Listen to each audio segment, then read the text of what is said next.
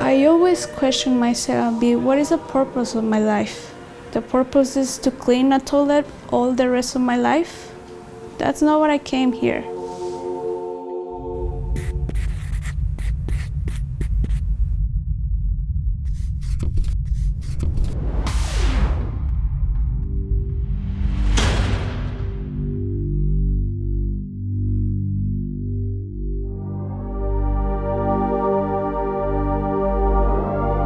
Education is a right that people need to have.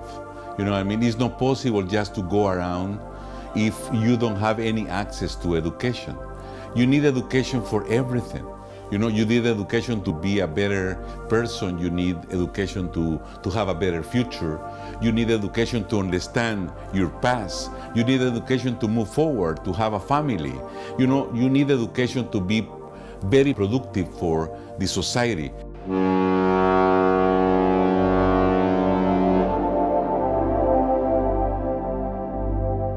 Education is the core of the human race, in my opinion.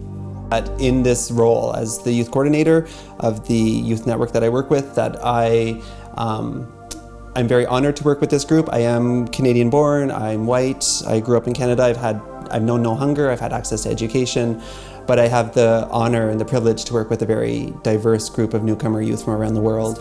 There's a range of issues and problems that come up with the youth group, range in different settlement things, going through the immigration processes, navigating complicated refugee processes, separation from family members, isolation here, and then on top of those things, all the experiences that youth anywhere face, like social anxiety or trouble with school or different abilities and navigating different abilities and kind of trying to find your place in existing systems. The first year was difficult because I was alone at school. Nobody wants to be my friend, obviously because I couldn't speak the language. We are scared of what if immigrant came and show up to our door. We have to hide. It's been very difficult because I don't have status. And every time I try to do something new about my career, the doors are always closing for me. When I attended high school, I did not have status. I was illegal in the country. Since I applied for high school, I was always scared because I didn't know if immigration was going to show up at my school or something.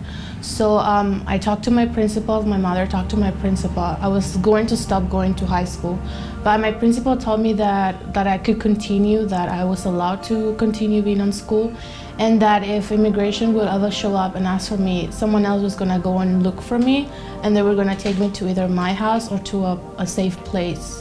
Access in education, in my opinion, is one of the emerging challenges in the group. It's something that's really become prominent lately through the youth group. A big challenge that we face in the youth group in Ontario, youth, regardless of their status, in theory have access to high school. So I think it's section 49.1 of the Education Act in Ontario says, regardless of what your status is, you can go to high school. So everybody's admitted to high school until the age of 18. There's different kinds of things, or until you graduate, whichever comes first. However, that's in theory, like that policy exists, but in practice it looks very different. A lot of youth come to me and they say, like, I've tried to go to high school, I can't get in. I finished high school, I did finish college, and I was accepted on university before I came here. I could not went to high school. I attempted 2 times. Went to the administration office and asked about it, and because I was non-status, they said no, even though I could actually ingress to high school. I was not allowed to. They just heard non-status, and they just said no, sorry, you can't. The only assistance that I got was from the school counselor, and he just say, just don't try because you're not gonna get anything. So I don't know if that person just didn't know that there was actually a right for me to have education because I was underage and I was on like high school level. For my age, I could be able to go, and he just said no. So I stopped trying and I stopped asking because I tried different schools, different districts, and it was the same thing. So I realized why bother? Why try again if it's going to be the same thing? However, past high school, there's nothing, right? So a lot of youth face the challenge when they graduate from high school, regardless of their status, they try to go to college or university, and there's nothing that they can do. There's very, very limited options for youth to continue in education if they don't have permanent residence or citizenship. Some of them then didn't make a decision to come to Canada. You know, they were brought up by their parents or sent it by their parents or by someone, and they appear here. And then they have to deal with the lack of access to post-secondary education that is so frustrating. And they don't have a way to go back either. And they don't have a place to go back, you know, because it may be civil war back home, maybe poverty, no future, no family. So in that case, they are stuck here. A lot of youth have come in as inferior participants in their immigration or refugee processes, and the decision to stay in Canada without status or to continue in Canada and pursue other means for regularization was the decision of parents or guardians or somebody else, and the youth weren't really valued in their opinion in that process. So they're not always aware of what's going on, and the moment they find out that they don't have status is that meeting in the guidance counselor's office when their whole world crashes around them and they realize that all my dreams and everything I've been working for, it stops now because I don't have any next steps. I don't have anywhere to go from here. And it throws them into situations of like precarious work situations or health situations, depression, like lots of other impacts come on.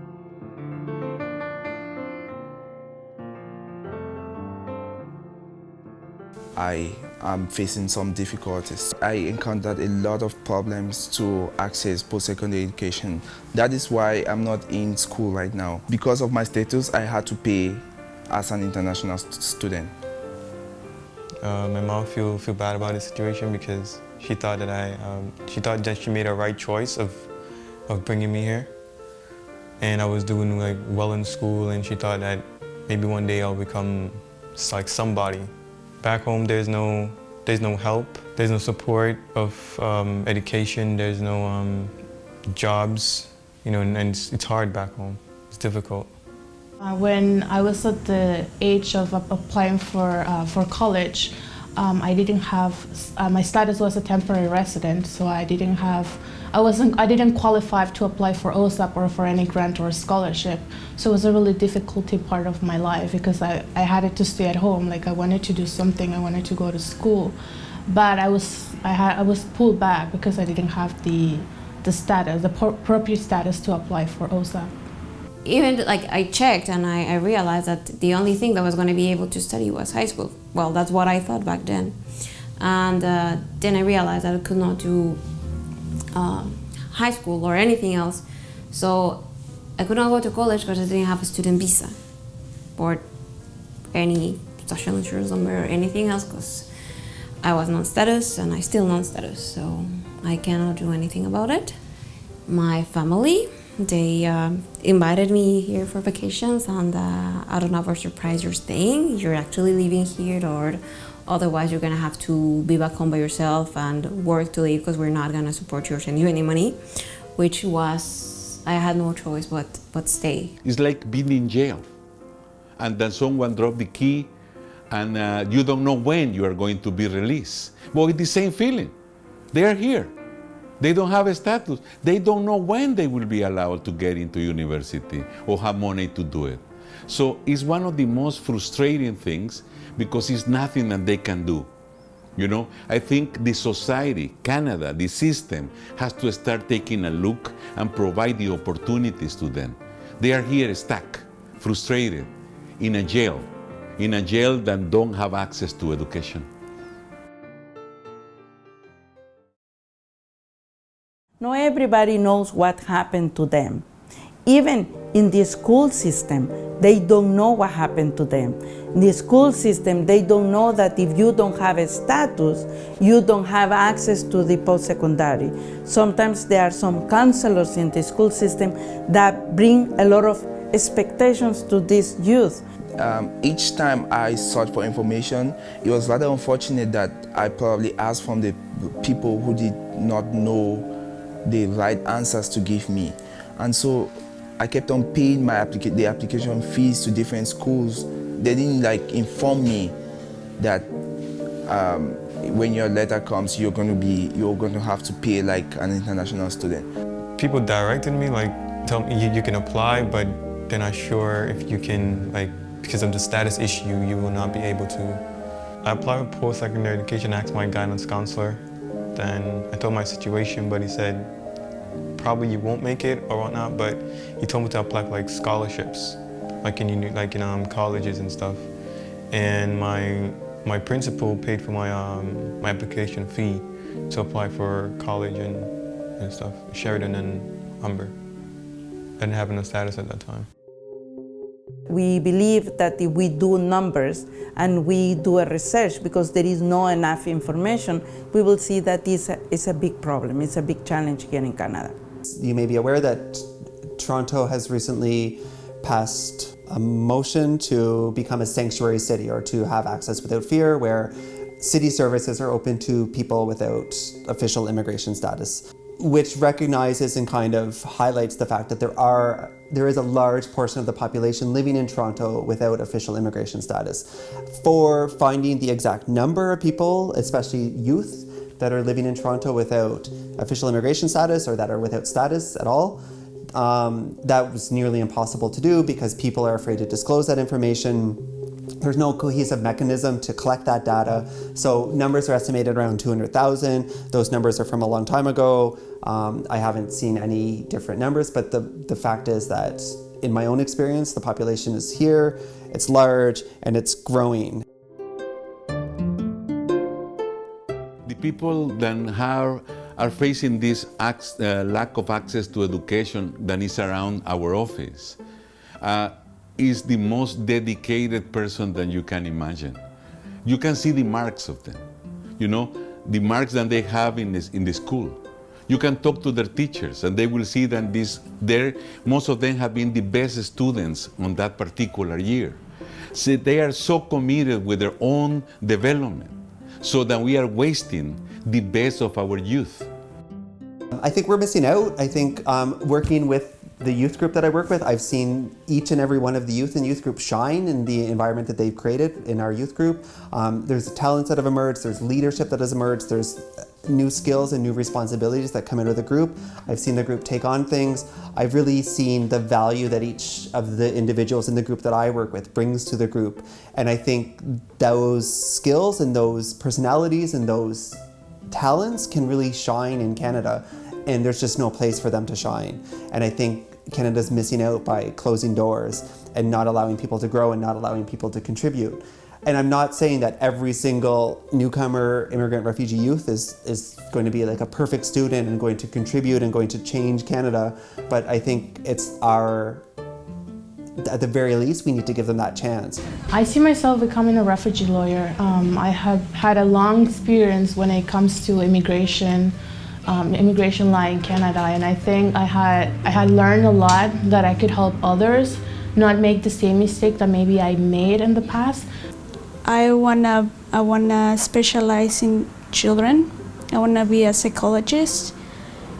Hopefully, I could have my master in psychology and help children. I am a very big dreamer.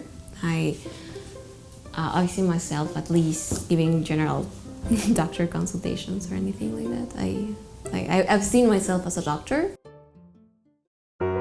If we wanted to go talk to the deans, to the Minister of Education, to the people in college, to the people in universities and wherever, I think they will be open to find a solution for this. This is not about legal status. This is about the right to education that every human being have to materialize. I believe the educational institutions, they have a commitment, which is provide education, provide knowledge to all the youth. I would encourage people to kind of go grassroots a little bit and start encouraging admissions offices to be well informed around the multiple identities that anybody walking into that office might represent, and providing up-to-date information and providing holistic information. And looking at each individual as the intersection of identities that that individual represents and be able to best respond to that person. So they have to understand that there's a lot of people that deserves it, and they might want to check on that, right? To open their hearts, open their minds. I mean, we're all human, and there is a thing called human rights, and we all have the right to study. This is a lot of potential, which will benefit the educational institutions, because they will have a population that they will be graduating, and if they have accessibility to pay the fees, well, they will benefit also the universities. And at the end, who is going to benefit is the country, is the society, is the community. I think we need to start the dialogue to open up education for anyone regardless of their status, and I don't know why status needs to be a criteria for admissibility into colleges and university. I know that's a long way off, but I think we need to start the conversation now and start opening up space for precarious migrant youth, immigrant, refugee, non-status youth to achieve their goals. We need to do is a lot of public education to bring them to make them visible, to let know to the society that these young people should have access to be themselves, to have a future, and to welcome them, because at one point they will become permanent residents and then citizens. So the only thing that may happen is that Canada will be even wealthier, richer than before. What else you can ask for a society when you give a young person the chance to be what they want to be? That's the whole dream of humanity.